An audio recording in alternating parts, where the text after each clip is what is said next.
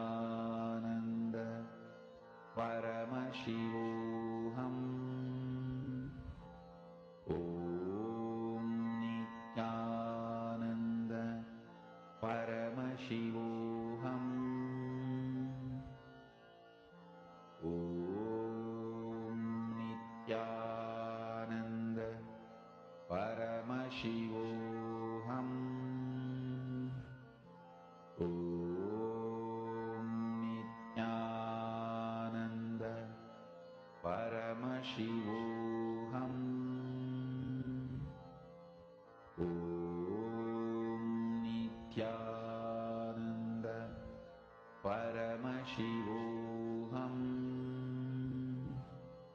Om Nithyananda Paramashivoham. Om Nithyananda Paramashivoham. Om Nithyananda Paramashivoham. Om Nithyananda Paramashivoham.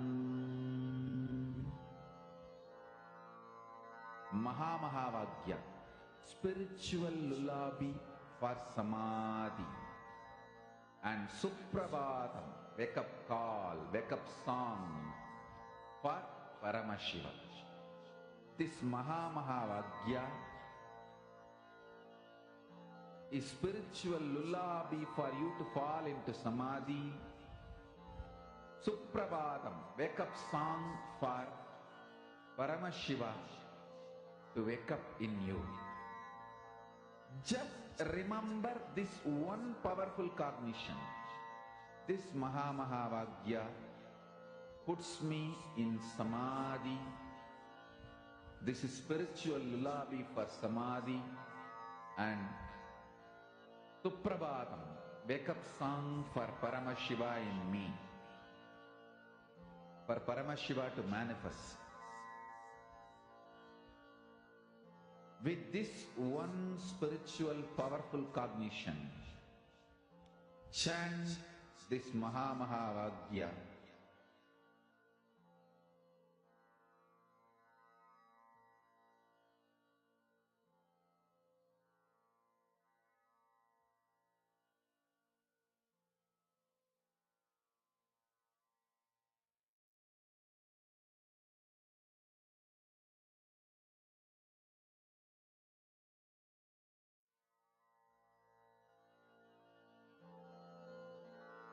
Mahamahāvāgya, spiritual lullaby for samadhi, and Suprabhatam, wake up call, wake up song for Paramashiva, for Paramashiva to manifest.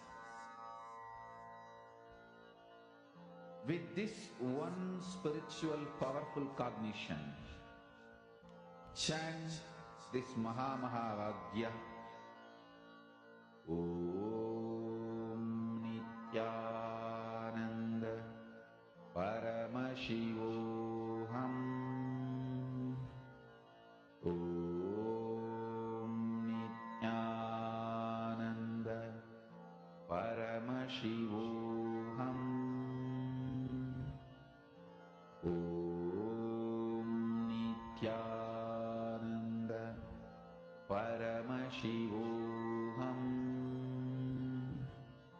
Om Nithyananda Paramashivoham. Om Nithyananda Paramashivoham. Om Nithyananda Paramashivoham. Om Nithyananda Paramashivoham.